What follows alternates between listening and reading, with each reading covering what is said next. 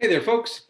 I thought I would make a relatively brief introductory little video for all of you so that you can get an idea of what we're going to be doing in the class and look for some more, I don't know, either videos or slides or something to show up later in the week as well, okay?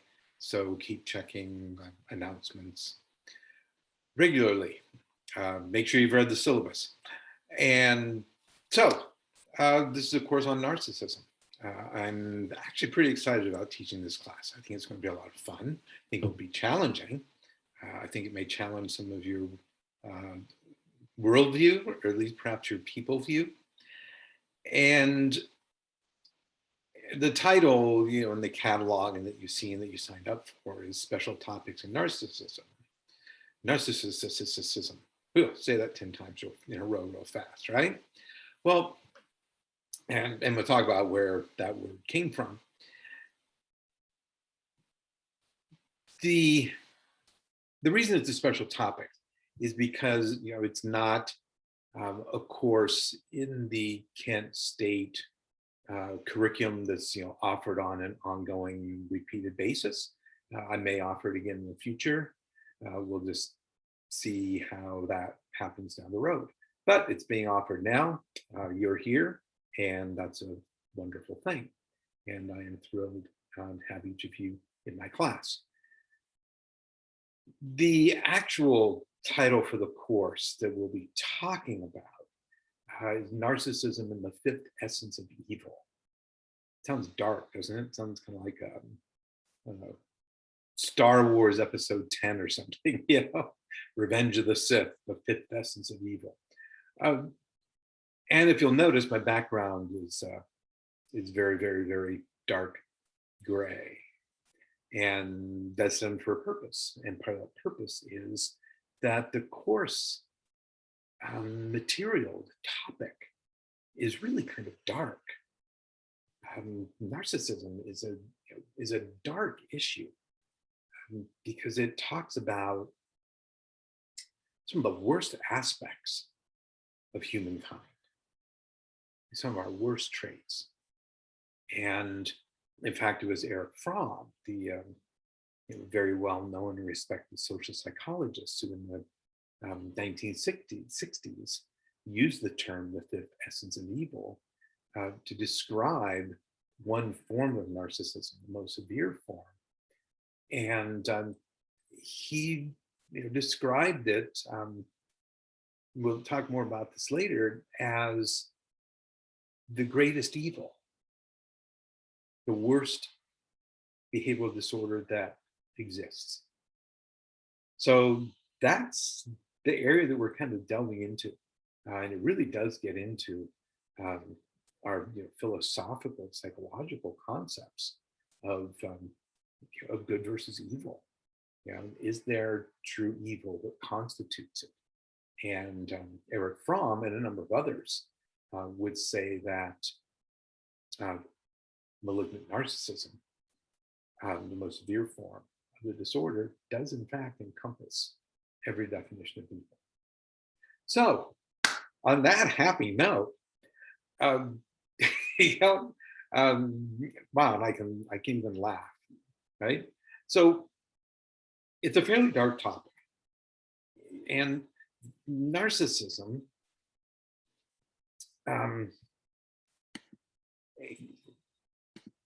is a topic. It's misunderstood. It's underrepresented in the research literature of late. Okay, not necessarily underrepresented in the research literature overall over the last 100 years. It's underrepresented in research literature within the last 30 years or so, with the advent of cognitive neuroscience and this just explosion in our understanding of the brain and behavior. Narcissism has been extremely behind and difficult. And there's a real reason for that we'll get into later.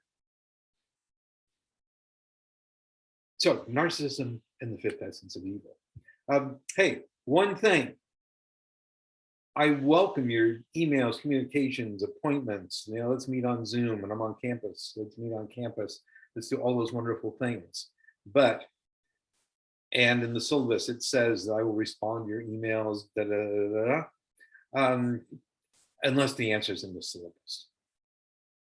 Like, do we have an exam next week? Something like that. It's in the syllabus. Uh, you know, please email me with questions about the topic, content, interesting papers you found, questions about something, the papers that assigned, et cetera, et cetera. Okay. But, not if you can find it or figure it out, take a few minutes and figure it out. Most of the issues you can figure it out. Okay. So if you don't hear from me, it's because the answer's in the syllabus. That's the only time. Okay. So narcissism. Does narcissism stand out there, alone? No, it's part of a group of disorders that come under the heading of personality disorders. So here's one thing that's really important to understand. Narcissism and the personality disorders are disorders of personality. Personality, as you may have learned from one of your previous psychology courses, is something that is in large part innate. Your core personality is with you from birth. So personality disorder, that core disorder, is there and ready to emerge innately.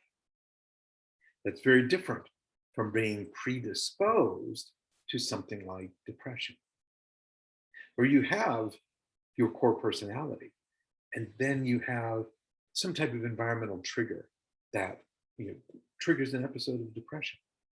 But we all understand that that person is currently depressed. But that depression is not a part of their core personality. It's something that's currently layered in or is affecting their core personality, and it can go away.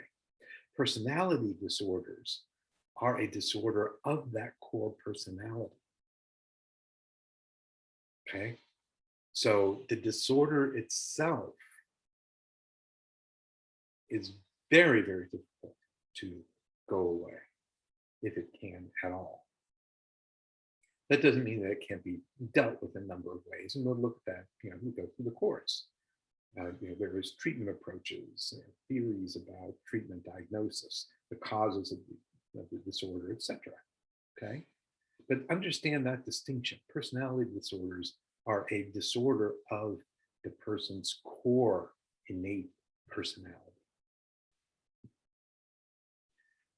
The DSM, Diagnostic and Statistical Manual, and I've got around here some, I'm actually at home and it's in my office on campus. Oh, alas. Well, the Diagnostic and Statistical Manual is in its 5th edition currently. And there's a section in non-personality disorders. And I will have a couple of links on Canvas under the module entitled Introduction. And so I want you to read the papers that are in the introduction. There's a couple of them. And they deal with the description of personality disorders and such, and primarily coming from the area of psychiatry and the DSM. I want to immediately tell you that this is one of the few times that we're going to be talking about the DSM as it relates to personality disorders. Why is that? Is it because I don't care? No, not at all. I care quite a bit. The reason is that the distinctions in the DSM between the different personality disorders they're wrong. What can I say? they're wrong. They're not completely wrong. I mean, don't throw out the baby with the bathwater, like, the saying, but they're not correct. Okay, so these personality disorders are broken up into, there's 10 of them in the current DSM. They're broken up into 3 clusters, A, B, and C, that contain different similar types of personality disorders. These are based on behavioral symptoms and psychiatric theories and such. If you look at the research data and you start to look at the cognitive neuroscience data and such that has come out, what we find is that those clusters don't line up with the data on what types of symptomatic factors distinguish between those disorders. So the way they're aligned, the way the personality disorders are aligned in those clusters is somewhat erroneous, okay? We'll talk about it from the perspective of the data. Everything in this class is based on science, on the data, and not on just people's ideas or opinions. Where there's no data available, sure, you put 2 and 2 together and try to come up with something that's close to 4, but you could be wrong, okay? But this is a psychological science course, like all of psychology. At least ought to be, okay? So we will base our distinctions, our analyses and such on the data. And I don't know if the DSM is going to get revised to reflect this data or not. I'm not a psychiatrist. I'm not a licensed clinical psychologist. I'm a PhD neuroscientist, I suppose, by initial training, neuroscientist, geneticist. That's my original background. And so I don't help write the DSM. Actually, very few people do. There's a committee that's in charge of it. Okay, so much for the DSM, I guess.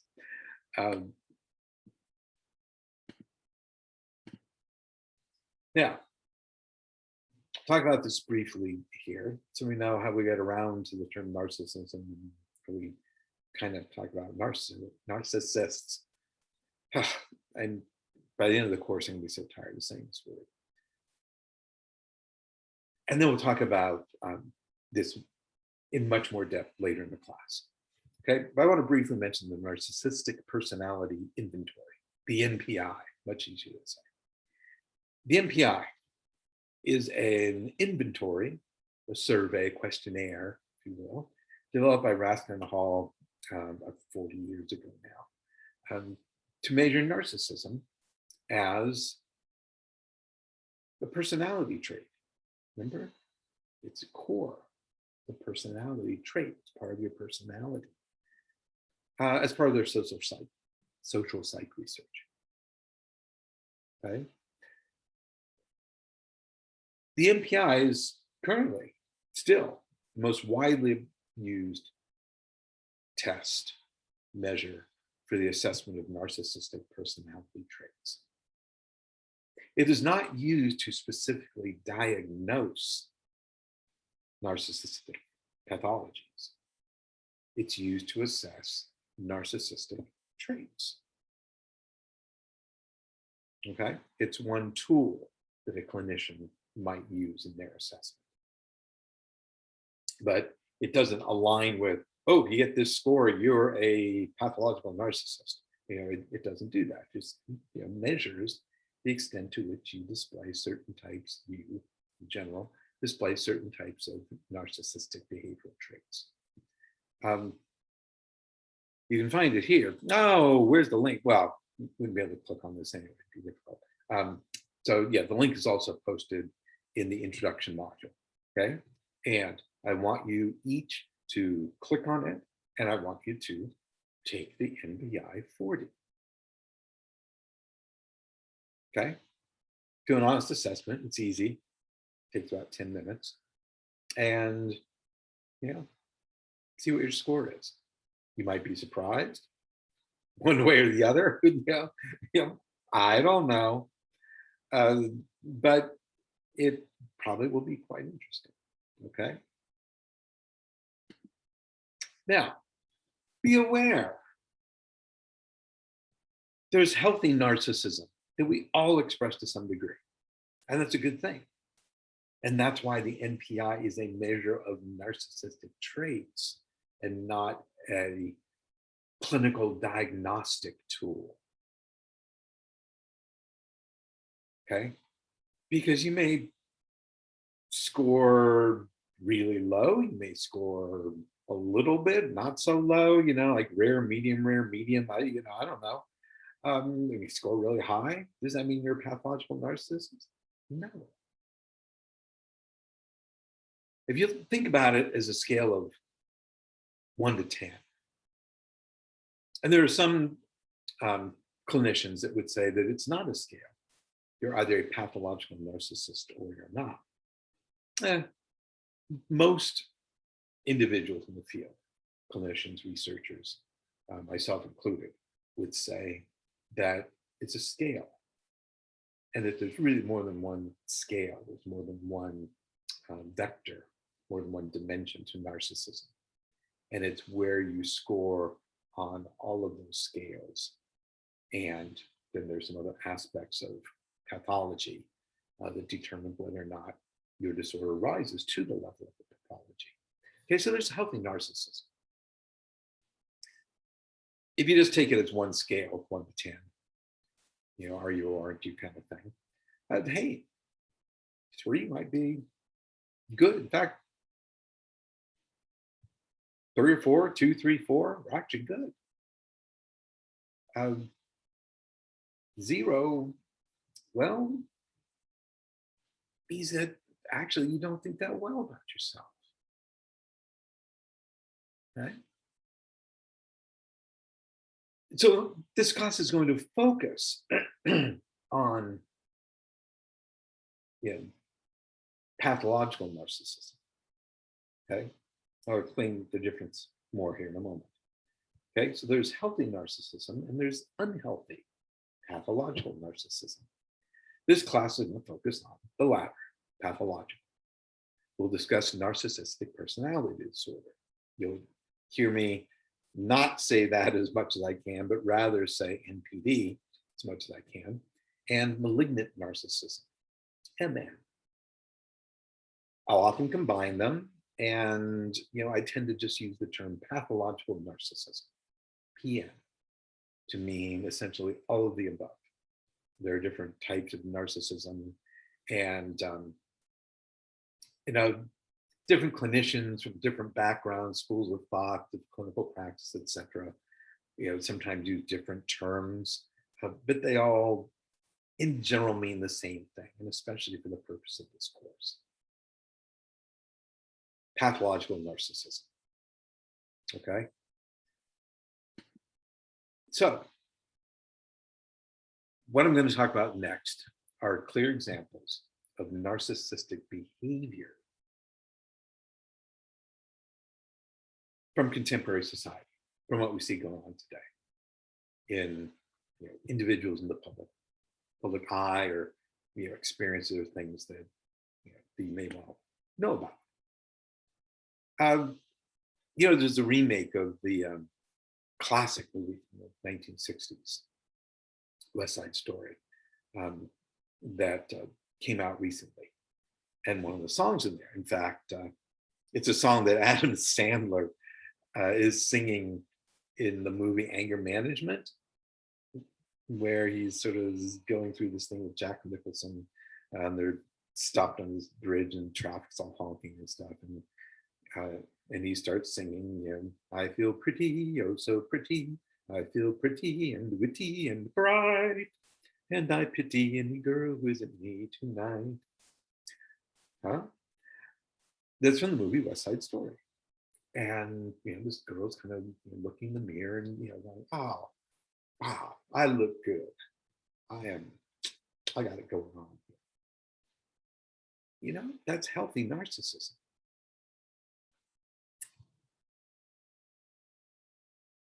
According to Kohut, whose name will come up again, the qualities of healthy narcissism include the ability to admire and accept the admiration of others, right?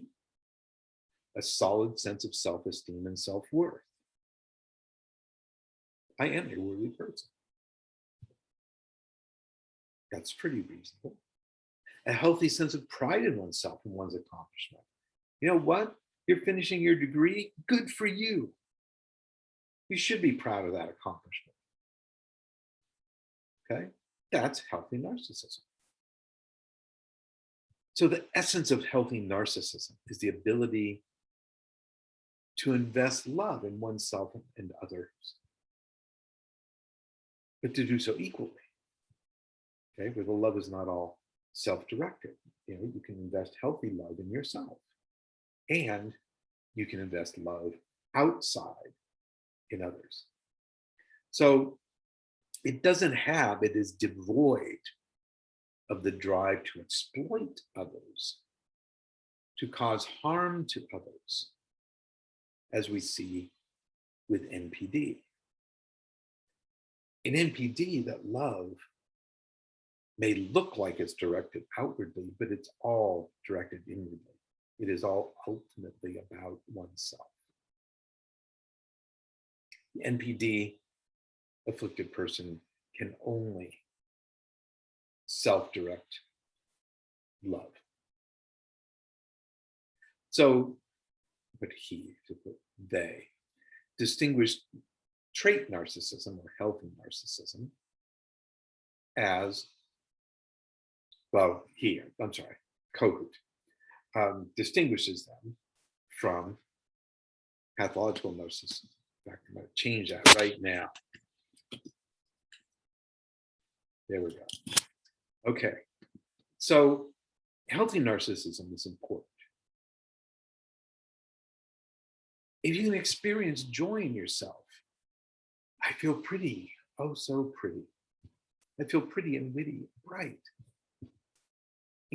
Joy. I'm worthy. It will help you through difficult times.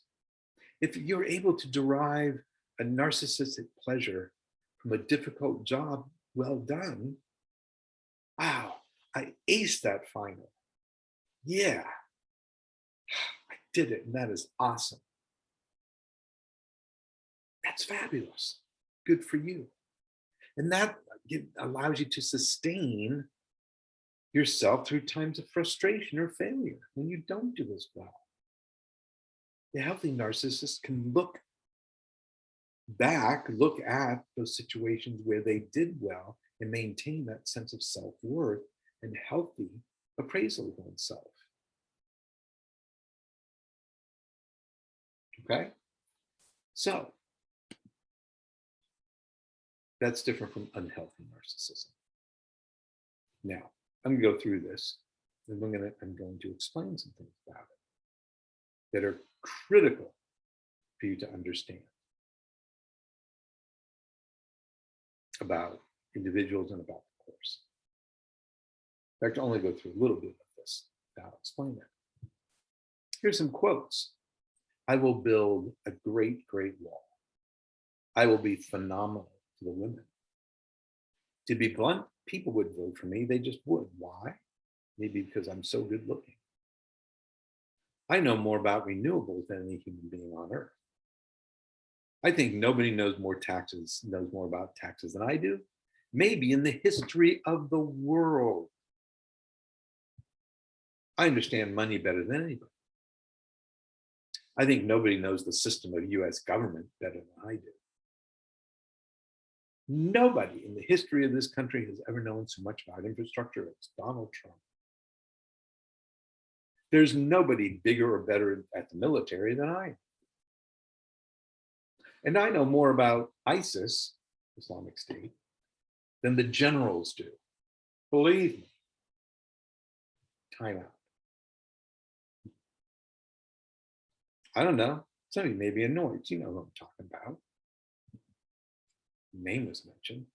All of these are quotes from Donald Trump. All of them are symptomatic of unhealthy pathological narcissism. Now, that said, this is not, I'll say it again, this is not a class about politics. Say it again, this is not a class about politics. In this class, it doesn't matter what one's politics are, what one's policy positions are, what one's position is about taxes or about ISIS or the fence or the border wall. Those things are irrelevant to the purpose and the point of this class. What is relevant is the psychology of those statements and what they represent. Now, don't get me wrong here. This is also not about character. I can't define internally someone's character. You can look at any politician, president, CEO, professor, whatever. You can look at anybody, your fellow students. Can you tell their character? No. You might be able to get an idea from what they say and do, but that's not the point of this class either. This class is solely about narcissism. It turns out, and I belong to a group of over 70,000 mental health professionals that will agree with me on this. Donald Trump is an extraordinary displayer of narcissistic behavior and statements, period. What he says them about, policy, etc., is off the table in this class. The statements are what we're looking at as they provide examples of what we're talking about.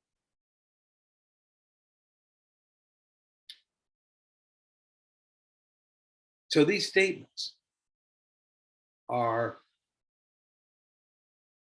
what we would call, I guess, in the legal profession, prima facie, evidence of narcissistic symptoms, pathological narcissism symptoms.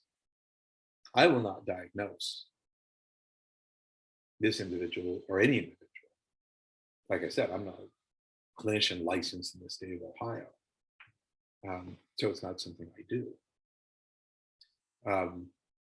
And most of the clinicians I know wouldn't do it either. But that's very different from pointing out examples of behavior. One starts with symptoms. And then some people are qualified or less qualified or more qualified to make a diagnosis from that evidence.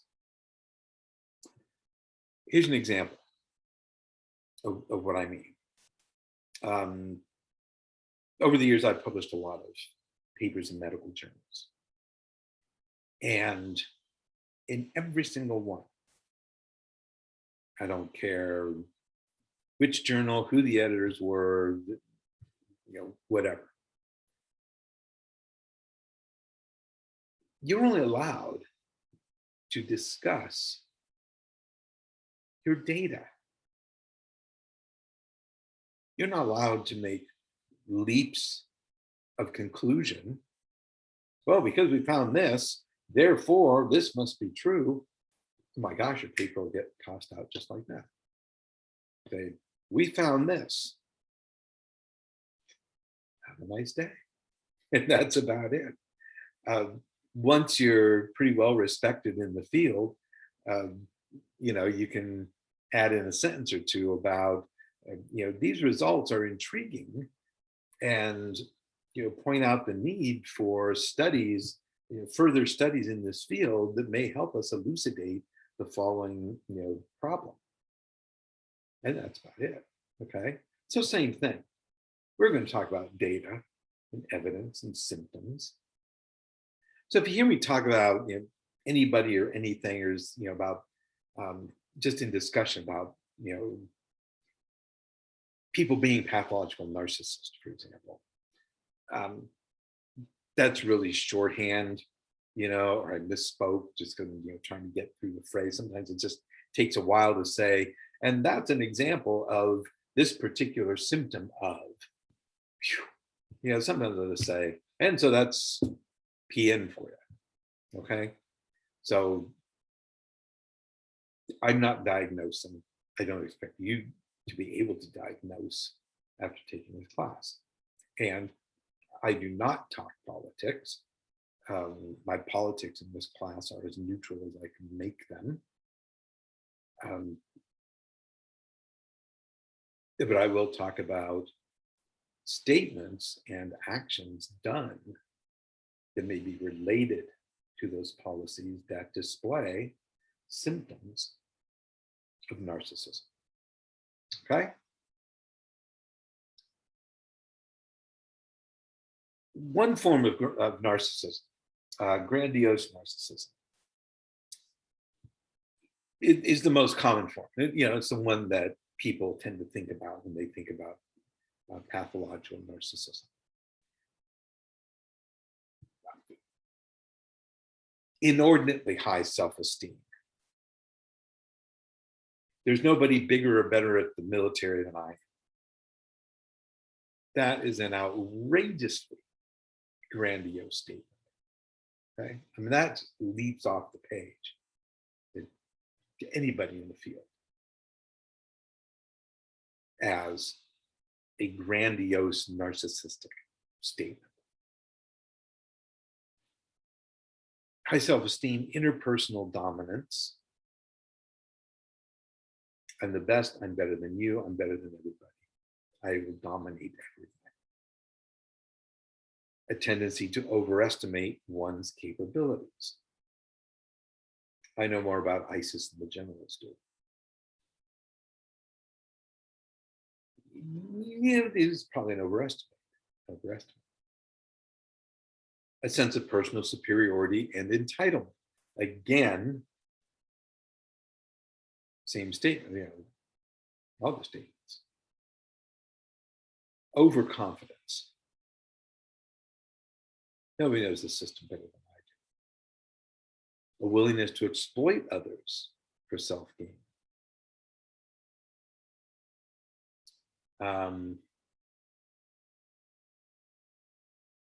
Donald Trump used to be a Democrat. Hung around with the Clintons. For better or worse for all of them, I don't know. Get no policy implications. He realized he could exploit a particular demographic and voter base, and has done extremely well at doing so. And they exhibited hostility and aggression when challenged.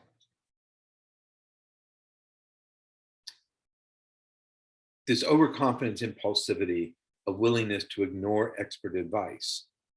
There's nobody bigger or better at the military than I understand money better than anybody. Results in a higher likelihood of making a bad decision. There are a lot of studies, and we'll go into this more later in the class, showing that narcissists destroy things that they have authority over. Relationships, companies, anything that they touch, have a role in, they destroy.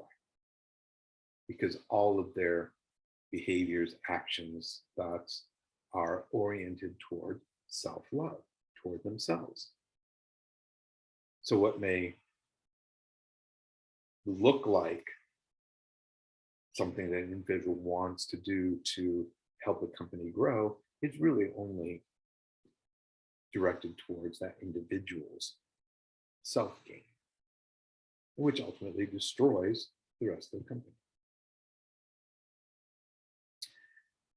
And after getting the wrong answer, a grandiose narcissist is way more likely to blame others and remain self-confident. How many times, and here's what I say about destruction. How many times, how many court cases have been thrown out, or lost about what's being called the big lie? That the election was rigged and Donald Trump actually won. He believes it. If there's a pathology, true pathology, the symptoms of believing it, of not being able to accept defeat, are a symptom of pathological narcissism. So every time that he goes on TV, does a news thing, what have you, and says, it was rigged, look at the crowd, how could, given this many people, how could I have possibly lost? Everybody knows that I won. Those statements are all a reiteration of that symptom.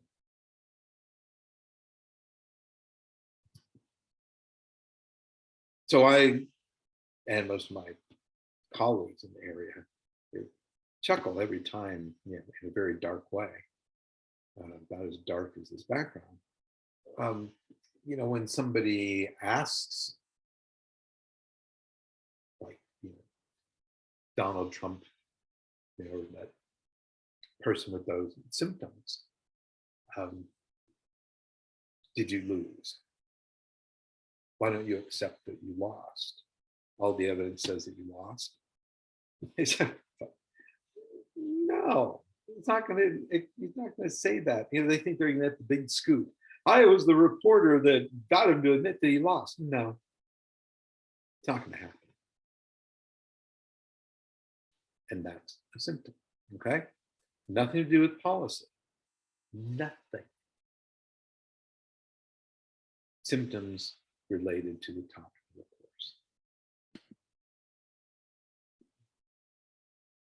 I'm going to post these in the introduction module. Bandy Lee, who was the main editor and one of the co-authors of the book that came out.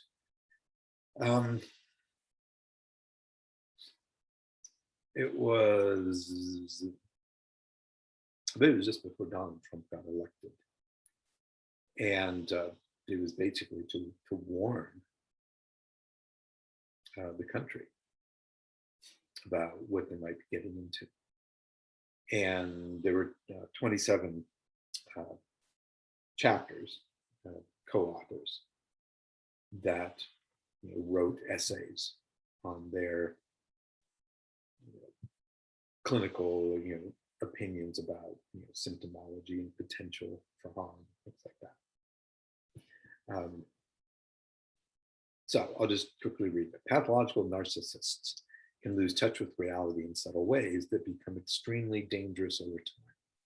When they can't let go of their need to be admired or recognized, they have to bend or invent a reality in which they remain special, despite all messages to the contrary. People with NPD bend the truth to fit their story of who they are.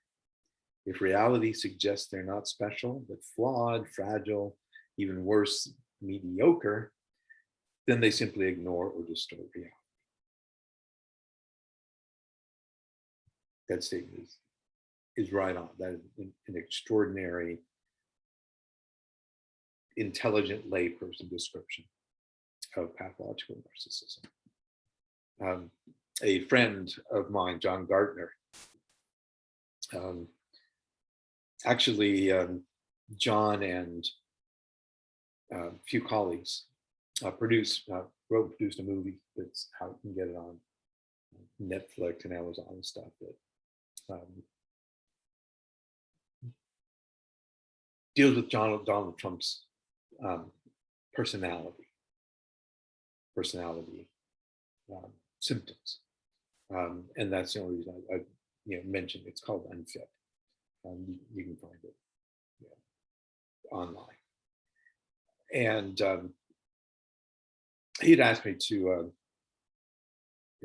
co-write or co-produce stuff with him, and I just didn't have time at the time. They were working on it the last couple of years.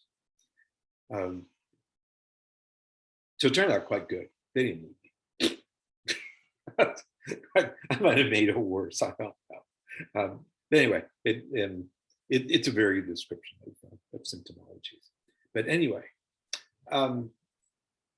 Dr. Gartner has spoken a lot about malignant narcissism, and that gets us to the fifth essence of evil. I talked about Erich Fromm's idea about malignant narcissism being the worst disorder.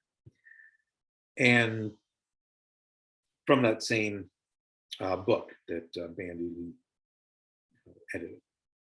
So John says, a notable difference between normal narcissistic personality disorder, which is a bit of an oxymoron, normal disorder, and malignant narcissism is the feature of sadism, the gratuitous enjoyment of the pain of others. A narcissist will deliberately damage other people in pursuit of their own selfish desires, but may regret and in some circumstances show remorse for doing so. While a malignant narcissist will harm others and enjoy doing so, showing little empathy or regret for the damage they've caused. And that's actually the fourth essence. We'll get into this more. It becomes the fourth element of what is known as the dark triad. And so sadism becomes a fourth element added on to the the triad. It becomes a tetrad. And so in Erich Fromm described malignant narcissism as being the overt expression of that dark tetrad and becoming in its full expression the fifth essence, or what he described as pure evil. So evil, sort of the fifth essence that emerges out of those other four. So that's kind of a little introductory expose of what we're going to be talking about in this class. History, therapy, diagnosis, demographics, neuroscience, et cetera, et cetera, et cetera. Relationships, careers, politicians, lawyers, business people, and on and on. So I hope that you learn a lot. I hope that you're intrigued and that it makes you think. And watch the announcements for more. And I sure as heck hope to see you all next Tuesday on campus.